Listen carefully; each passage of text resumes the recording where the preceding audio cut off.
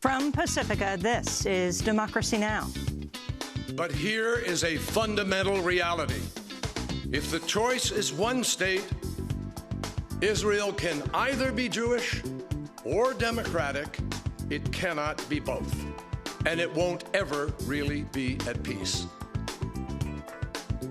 Secretary of State John Kerry rebukes Israeli settlements and defends the two-state solution. But did the speech come too late in the Obama administration to make a difference? We'll speak to Israeli journalist Gideon Levy and the Palestinian lawyer Diana Buttu, former advisor to the Palestinian President Mahmoud Abbas. Then to Ava DuVernay's documentary, 13th. The 13th Amendment to the Constitution makes it unconstitutional for someone to be held as a slave. There are exceptions, including criminals. The loophole was immediately exploited. What you got after that was a rapid transition to a mythology of black criminality. We'll speak with pioneering filmmaker Ava DuVernay. With her previous film, Selma, she became the first black female director to have her film nominated for the Academy Award for Best Picture. 13th is now on the Oscar shortlist for Best Documentary.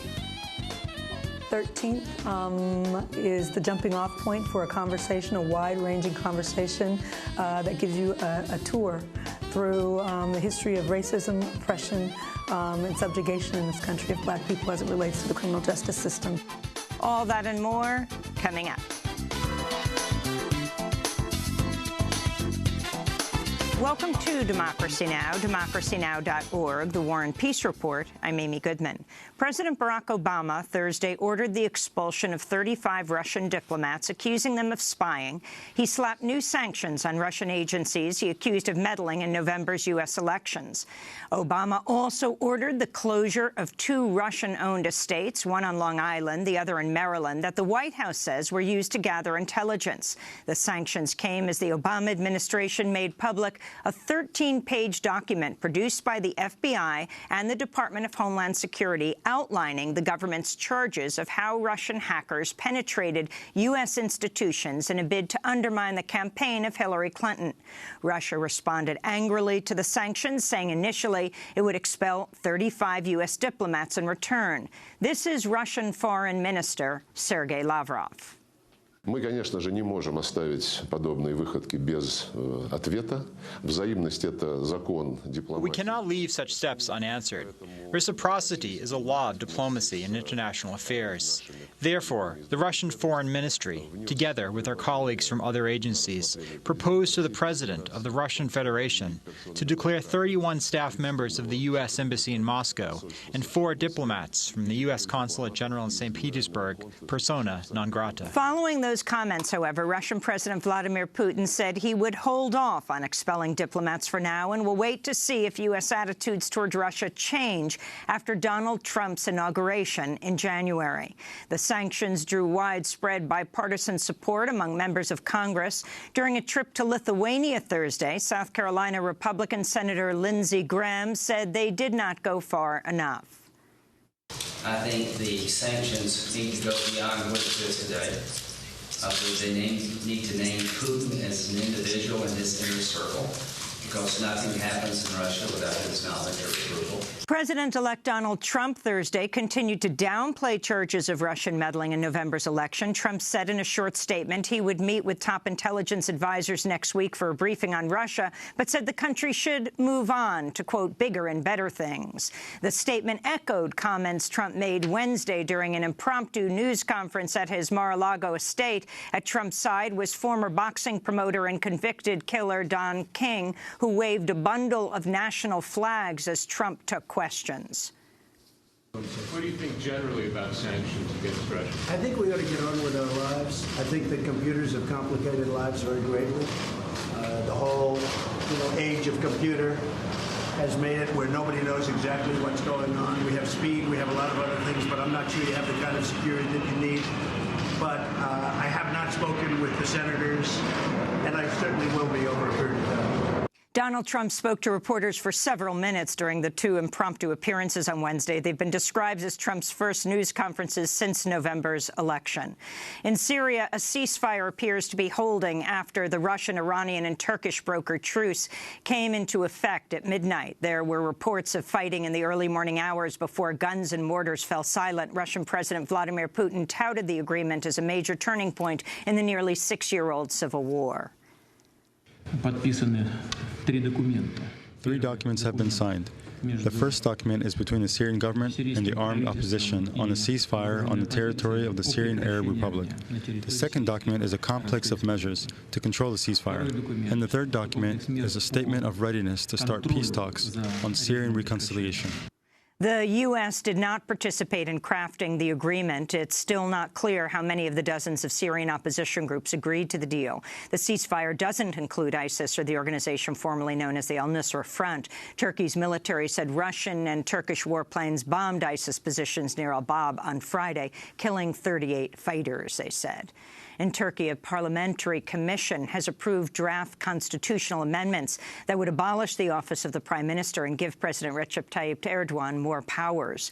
The changes are supported by Erdogan's party and are expected to be approved by lawmakers. It's the latest effort by Erdogan to consolidate his rule since Turkish officers launched an unsuccessful coup attempt last July. Erdogan has since jailed scores of journalists and pursued a brutal government crackdown aimed at Kurdish militants. Amnesty International estimates 500,000 people have been displaced by the conflict in Turkey's southeast.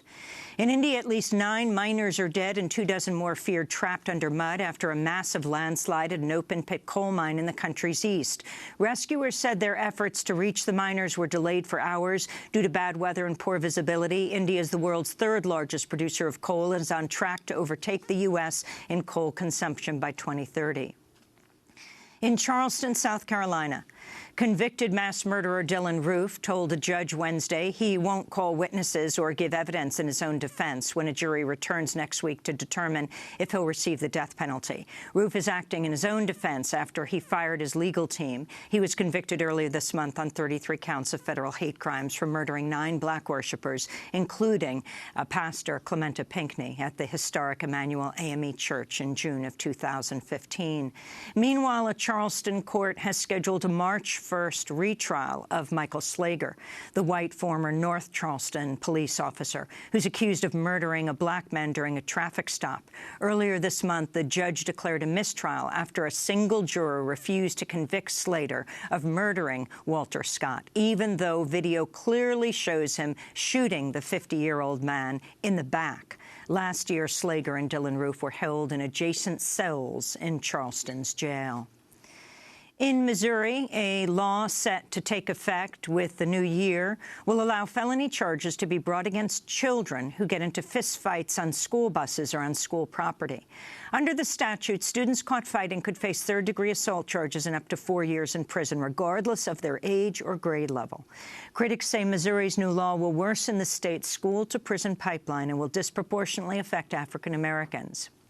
Last year, a study by the UCLA Center for Civil Rights Remedies found black elementary school children in Missouri are suspended at higher rates than in any other state. In Arkansas, prosecutors seeking evidence against a Bentonville man charged with murder have obtained a warrant to receive data from his Amazon Echo, a voice-activated device that's always listening and often recording.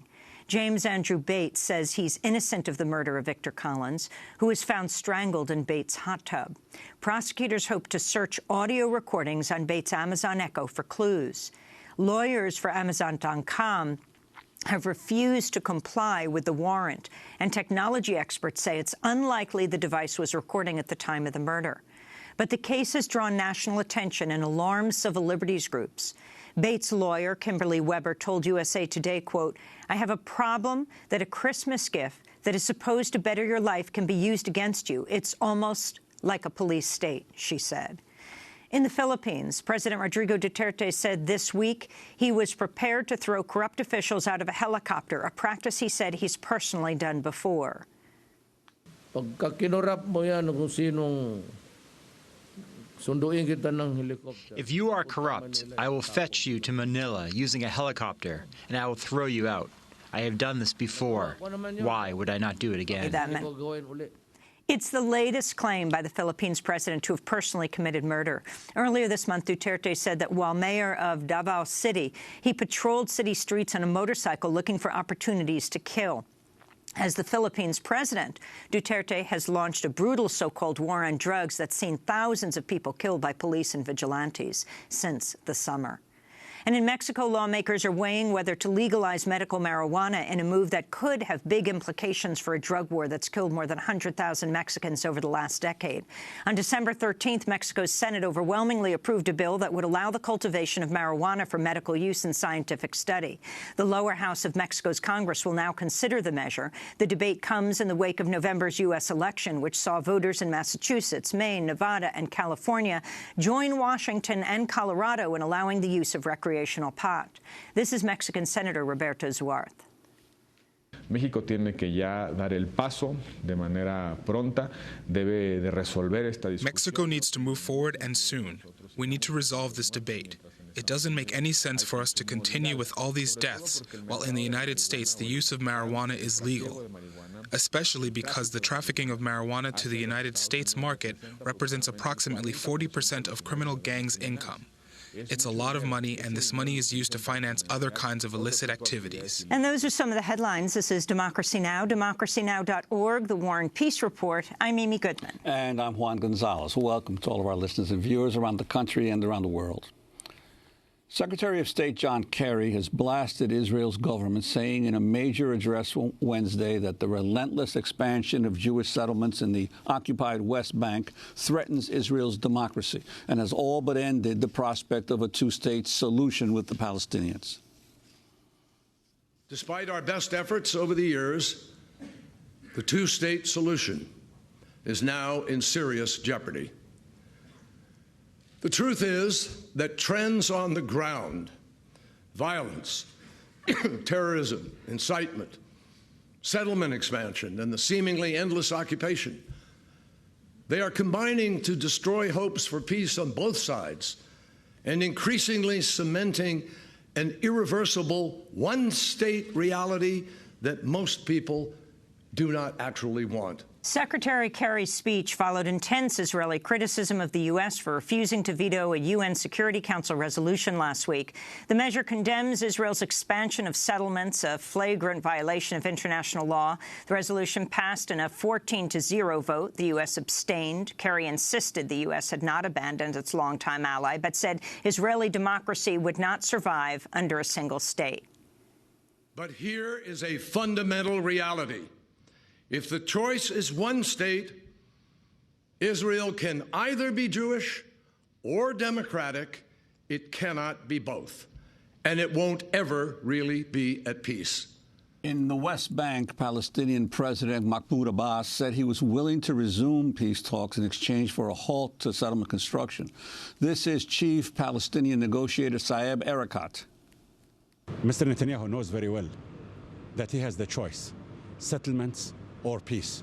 He can't have both. Settlements are illegal under international law.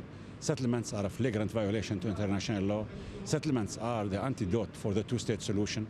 In Israel, Prime Minister Benjamin Netanyahu's reaction to John Kerry's speech was swift and harsh. Yes. My deep disappointment with the speech today of John Kerry. A speech that was almost as unbalanced as the anti-Israel resolution passed at the UN last week. Israel looks forward to working with President-elect Trump and with the American Congress, Democrats and Republicans alike, to mitigate the damage that this resolution has done and ultimately to repeal it. Meanwhile, Donald Trump took to Twitter to blast Kerry's speech, writing in a pair of tweets, quote, "We cannot continue to let Israel be treated with such total disdain and disrespect. They used to have a great friend in the U.S., but not anymore. The beginning of the end was the horrible Iran deal, and now this. UN, stay strong. January 20th is fast approaching," Trump wrote. On Capitol Hill, lawmakers in both parties blasted Kerry's address. South Carolina Republican Senator Lindsey Graham called it delusional, while New York Democratic Senator Chuck Schumer said Kerry had, quote, emboldened extremists on both sides, end quote. Well, for more, we're joined by two guests. In Haifa, Israel, we're joined by Diana Buttu. She's an attorney based in Palestine who served as a legal advisor to the Palestinians in negotiations with Israel. Buttu was previously an advisor to the Palestinian President Mahmoud Abbas. And in Tel Aviv, we're joined by Gideon Levy, a Haaretz columnist and member of the newspaper's editorial board. His new article is headlined, UN Resolution is a Breath of Hope in Sea of Darkness and Despair. Gideon Levy is also the author of The Punishment of Gaza. We welcome you both to Democracy Now! Diana Buttu, let's begin with you. Your response to this resolution. This is a resolution that is good on its face, except what it requires is it requires the international community to actually follow up with it. What I think is important to remember is that these types of resolutions have been issued by all of the U.S. administrations, with even President Reagan not abstaining from this resolution, but actually voting in favor of it. So what really needs to happen now is sanctions need to begin to be imposed on Israel. It cannot be allowed to continue its colonization of the West Bank for yet another 50 years. And Israel must be sent the message that they cannot continue to defy international law. There will be a price to be paid. And Gideon Levy, your response to the vote in the United Nations, and especially to Kerry's speech this week. Both are too little, both are too late, and about both I can say better late than never. I think that the main importance is for the Israeli public opinion as a wake-up call, as a last wake-up call, maybe even as a too late wake-up call, to remind the Israelis that the world is very, very clear about the settlements, that the United States is not in the pocket of Israel as we used to think in the recent years, rightly so. And above all, that it doesn't go together. Settlements and peace, settlements and justice, settlement and being a democracy. This is the message, and I hope at least some of Israeli public opinion will start to think about it. I want to go back to the U.S. Secretary of State John Kerry's speech. He described the many ways the Obama administration has supported Israel over the years. Time and again, we have demonstrated that we have Israel's back. We have strongly opposed boycotts, divestment campaigns, and sanctions targeting Israel in international fora, whenever and wherever its legitimacy was attacked, and we have fought for its inclusion across the UN system. In the midst of our own financial crisis and budget deficits, we repeatedly increased funding to support Israel. In fact, more than 1/2 of our entire global foreign military financing goes to Israel. And this fall, we concluded an historic $38 billion memorandum of understanding that exceeds any military assistance package the United States has provided to any country at any time. So that's the Secretary of State, Gideon Levy, in Tel Aviv. This is not how all of this is being portrayed, that it may be unusual for President Obama to abstain from vetoing a vote on Israel. But as Diana Buttu just said, going back to Reagan, in fact, when Samantha Power, the U.S. ambassador to the UN, began her speech, she quoted Reagan, who'd been involved with a number of resolutions that criticized Israel. And that went right up through Republican and Democratic presidents. And here you have John Kerry talking about this unprecedented, historic military deal, $38 billion over 10 years. Can you talk about whether President Obama has been, whether in manner, in fact, friendlier to Israel than any previous president since Reagan?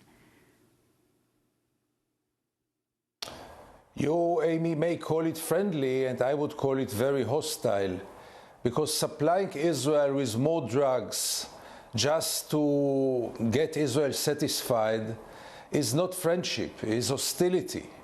And I think that President Obama, as great as he is, he really thought that with Israel it will go only with carrots. And we know by now that the last thing you can do with Israel is treat Israel with carrots. Because Israel learned in those years, in those 8 years of Obama, more than ever before, that it can do whatever it wants. The United States is still in its pocket. Many times when you were watching the relations between Israel and the United States in the recent years, one could even ask himself, who is really the superpower between the two? And who is really the friend of whom here? Because as Tom Friedman wrote just today in the New York Times, you don't supply a driver with more alcohol and you don't let him drive drunk. And Obama let Israel drive drunk. Diana Buttu, I'd like to ask you, Mahmoud Abbas has said that he's willing to resume negotiations if the settlements stop, but you have said that Israel is not really interested in peace. Can you explain that? Look, what Israel wants is it wants to have the farce of having a diplomatic process and bilateral negotiations, because what that does is it gives Israel a lot of support from the international community. We saw that during the period of Oslo that Israel got more money coming into its coffers as a result of the negotiations, that it was allowed to establish more diplomatic ties. In fact, 34 countries established diplomatic ties as a result of Oslo. It ended up signing a peace agreement with Jordan that wouldn't have been possible had it not been for the diplomatic process. And so for Israel, negotiations pay. But at the same time, what Israel was allowed to do during the negotiations process was continue to build and expand its settlements. And we saw that the number of settlers ended up doubling just in the few short years that the negotiations were taking place. Within a 7-year period, the number of settlers went up to 400,000. Even now, we see that the number has more than tripled. So what Israel wants is it wants to have this farce of a bilateral process, but it doesn't at all want to pay the price of peace. It doesn't want to end its settlements. It doesn't want to end the occupation. All that it wants is for the international community to reward it for entering into dialogue and discussion with the Palestinians, all the while continuing to steal more Palestinian land. So let's talk about the issue of one state versus two states. Benjamin Netanyahu says he supports a two-state solution. Diana Buttu, you've changed your views on this. Yes, definitely. In the past, my view was that the only way forward was to be able to have Palestinians have a state of their own. But the more that I've spent time here, the more that I've come to realize, and after spending time in the negotiations, if, Amy, this were about a line would have been drawn a long time ago. That's not what this is about. This is about the ethnic cleansing of Palestine. And I believe that the only way that we can move forward is if we address that fundamental issue, and if we begin to establish a situation in which all individuals living in this country are given equal rights, irrespective of what their religion is, irrespective of their race. And that is the only way that we're going to move forward. At this point in time, continuing to believe in the two-state settlement, what we've seen is that all that it's done is to further entrench the occupation, is to believe in the concept of insanity. And I'm simply not somebody who believes in that. I want to go back to U.S. Secretary of State John Kerry's speech. He said the future of a two-state solution is in jeopardy. Despite our best efforts over the years, the two-state solution is now in serious jeopardy. The truth is that trends on the ground, violence, terrorism, incitement, settlement expansion, and the seemingly endless occupation, they are combining to destroy hopes for peace on both sides and increasingly cementing an irreversible one-state reality that most people do not actually want. Secretary of State Kerry went on to say a one-state solution would mean Palestinians will permanently be relegated to separate but unequal enclaves. If there is only one state, you would have millions of Palestinians permanently living in segregated enclaves in the middle of the West Bank, with no real political rights, separate legal education and transportation systems, vast income disparities under a permanent military occupation that deprives them of the most basic freedoms. Separate and unequal is what you would have. And nobody can explain how that works. Well, Gideon, Levy, what about this, the issue of one state? Can there be a Jewish state that is at the same time a democratic state in a one-state solution? I think what Secretary Kerry described so nicely about the future is the past and the present. He just described the reality in the West Bank and Gaza in the recent 50 years. Nothing changed. It's exactly there. And therefore, my claim is that the one state has been established 50 years ago. The only question now is what kind of regime will this state have? Because by the end of the day, the Green Line was killed many, many years ago. The 67 borders are unfortunately irrelevant anymore. The settlers got to such a quantity that it became an irreversible reality.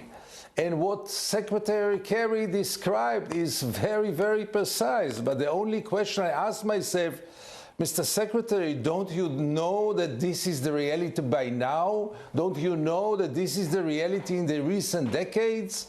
You are speaking about the future. When will be the stage in which people like Secretary Kerry will admit that the two-state solution is dead? I think that if they had more guts and more honesty, they would have said it by now. But saying this means to reshuffle everything, all our concepts, all our beliefs, all our values.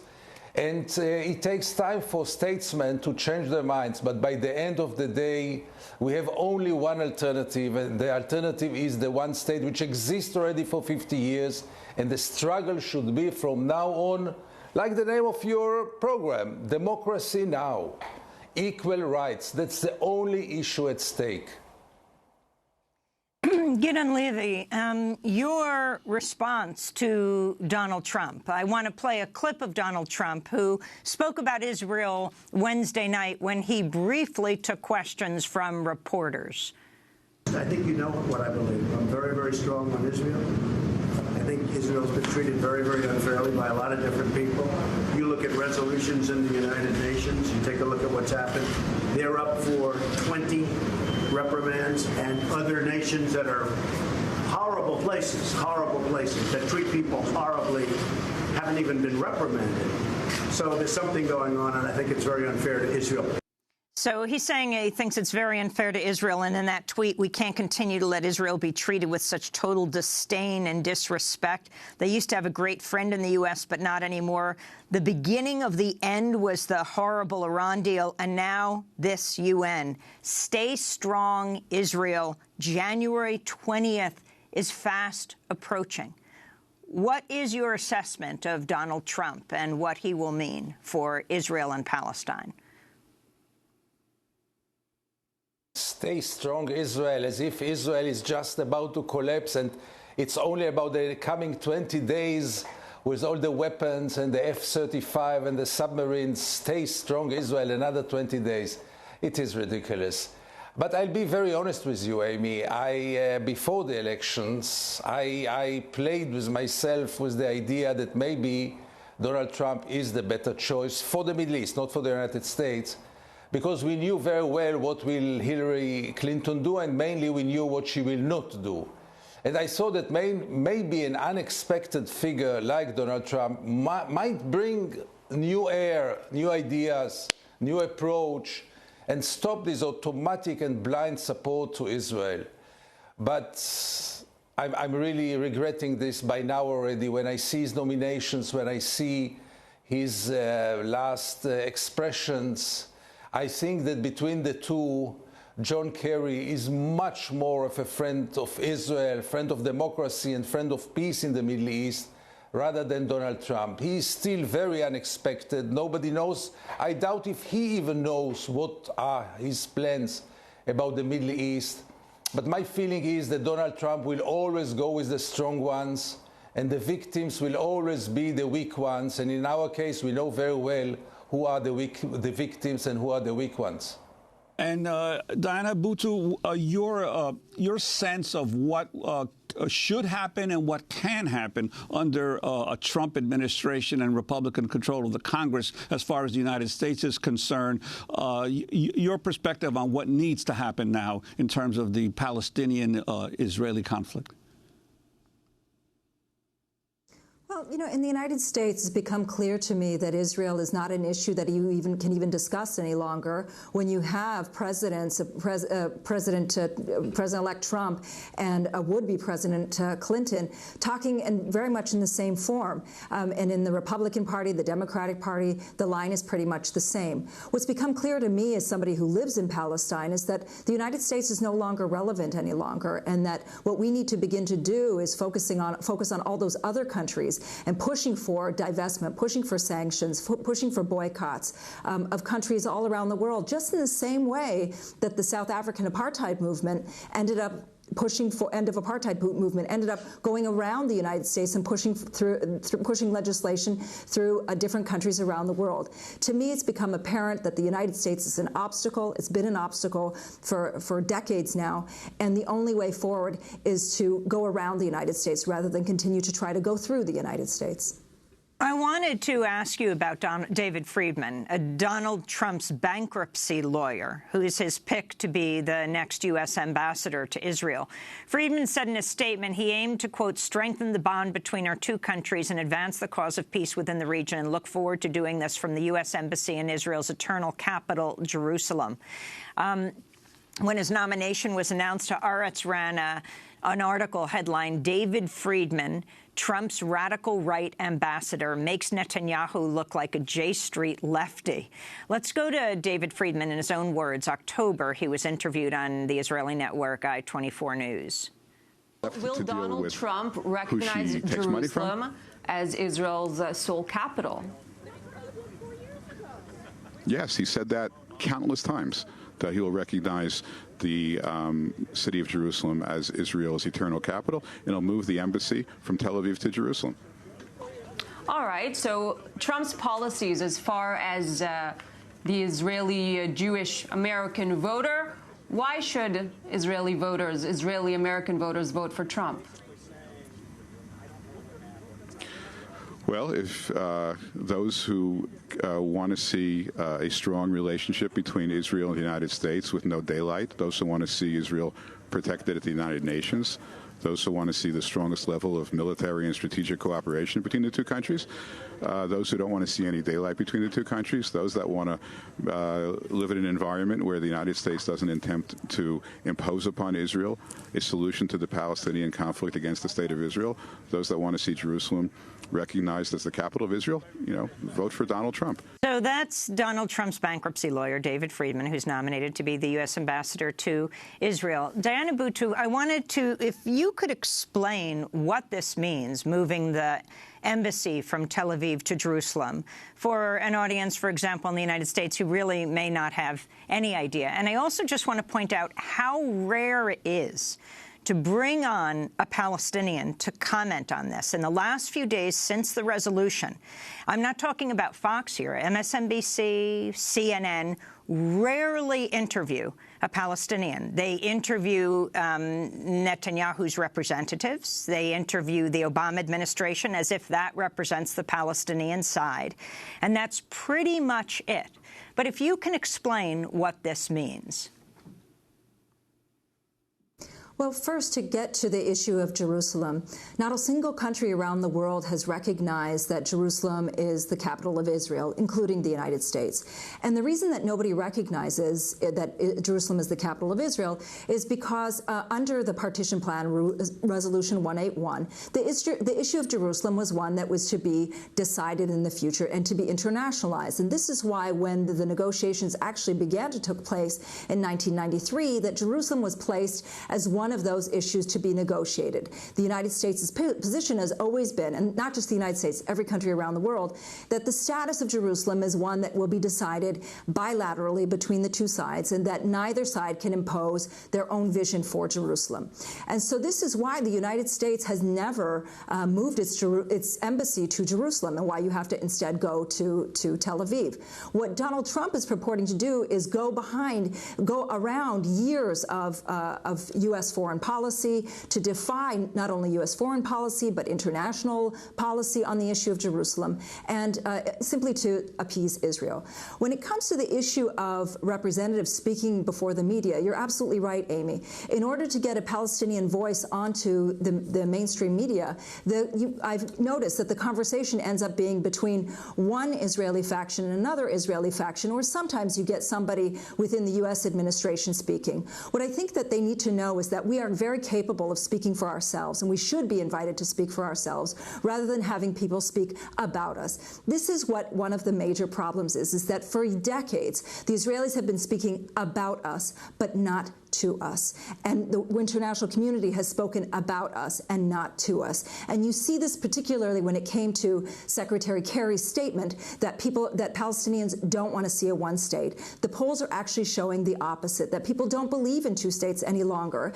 And even with taking away the negative of not believing in it, that people genuinely want to see one state. So it's time for people to start listening to the voices of Palestinians. We're very capable of speaking for ourselves.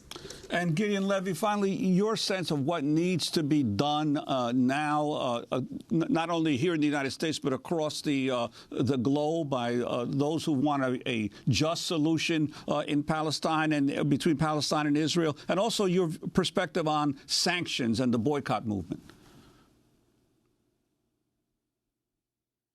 Unfortunately, the only way to change things in Israeli policy will be only by pressure from the outside. I have very little hope that change will come from within the Israeli society, which is extremely brainwashed and nationalistic and religious and right-wing and even racist more and more day after day. I think the only hope is from international intervention and above all international pressure.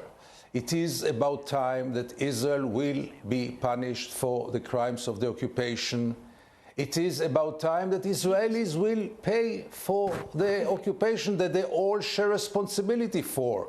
We are all settlers. All of us Israelis carry responsibility for this occupation project, and all of us should be taken to pay, to be punished, to feel it, because the occupation is even not in the Israeli discourse. The occupation is not on the table, it's not on the agenda, nobody cares about the occupation.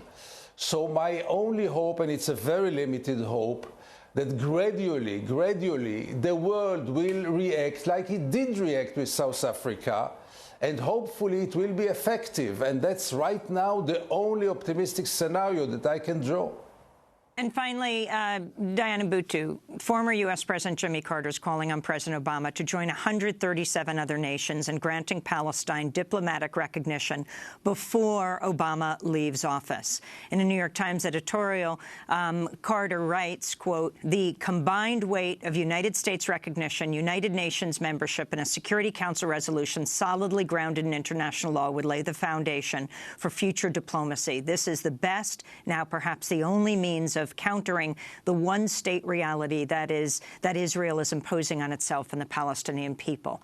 Again, so wrote the former U.S. President Jimmy Carter in a New York Times op-ed piece. We'll end with you, Diana. Look, for me, this isn't about a question of recognition. This is a question of whether we will be able to get our rights enforced. And if that means that recognizing Palestine is a means of precluding us going to court, then simply I don't want it. But what I do want to see is I want to see the Palestinian government taking Israel to court. I want to see them go before the ICC, the International Criminal Court, when it comes to settlements and when it comes to their actions in Gaza. I want to see that Israel is being sanctioned around the world, and I want to see that Israel is being isolated around the world as well. If that means that we have to trade one for the other, I'll take the going to court instead of recognition. Buttu, we want to thank you for being with us from Haifa, Palestinian attorney, and Gideon Levy, speaking to us from Tel Aviv, Haaretz columnist. We'll link to your piece in Haaretz. This is Democracy Now!, democracynow.org, The War and Peace Report. When we come back, Ava DuVernay. Stay with us.